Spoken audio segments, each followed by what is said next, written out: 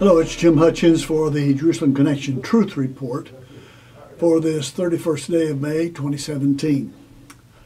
Today on the Jewish calendar is the festival, the Feast of Shavuot. 7 weeks actually.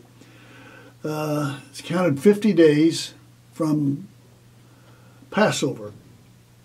And historically, it's the same day as recorded in Acts chapter 2 of the day of Pentecost. Originally these days were the same, but Christianity, particularly under Constantine and the Council of Nicaea in 325 AD, sought to separate these holidays because he was trying to separate any connection between Jews and Christians. The rabbis have unfortunately sought to make that same separation. But there is one thing that the rabbis have included. It's not really referred to in the scriptures any place by means of death, but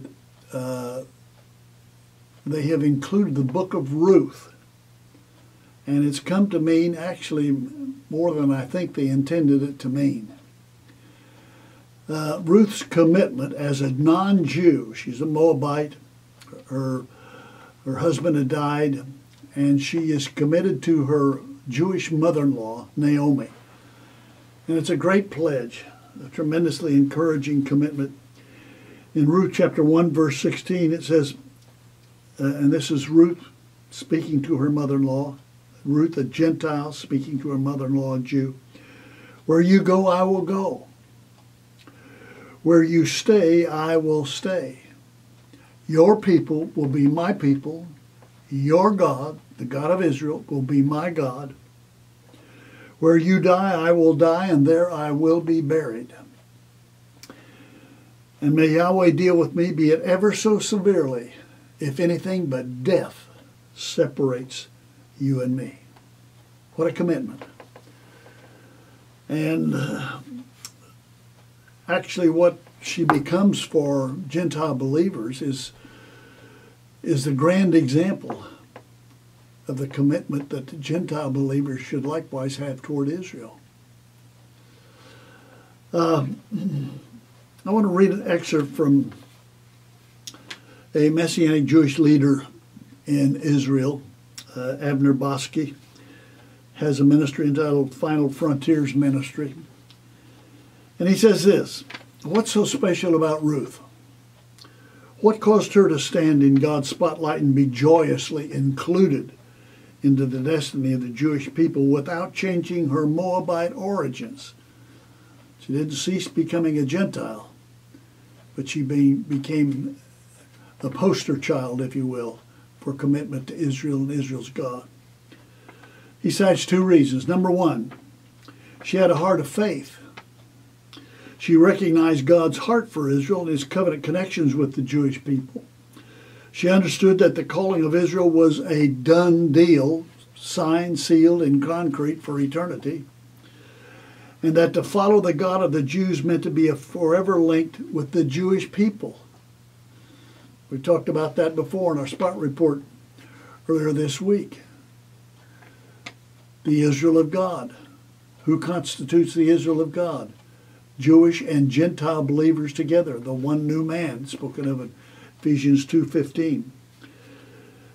Bosky states another reason. She had the heart of a servant. She poured out her life and strength to bless her Jewish mother-in-law Naomi, willingly bound her destiny to that of Judah's descendant Boaz. Her reward included being the great-grandmother of King David, none other than King David, as well as being found in the precious lineage of Messiah Yeshua. The genealogy of Jesus is given in Matthew chapter 1 and verse 5.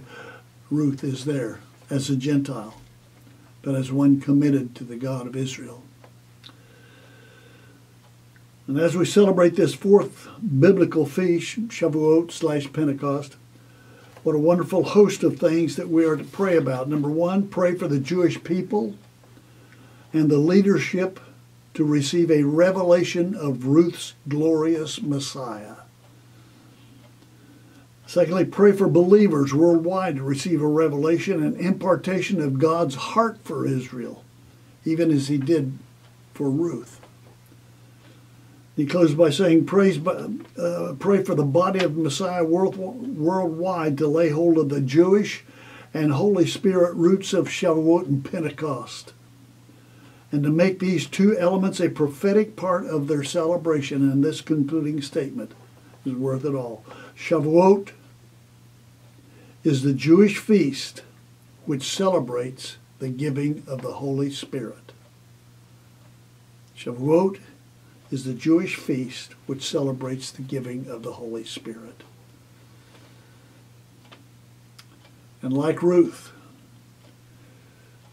when we're filled with the Holy Spirit, there is spiritually an identity with the Israel of God. And that's the truth.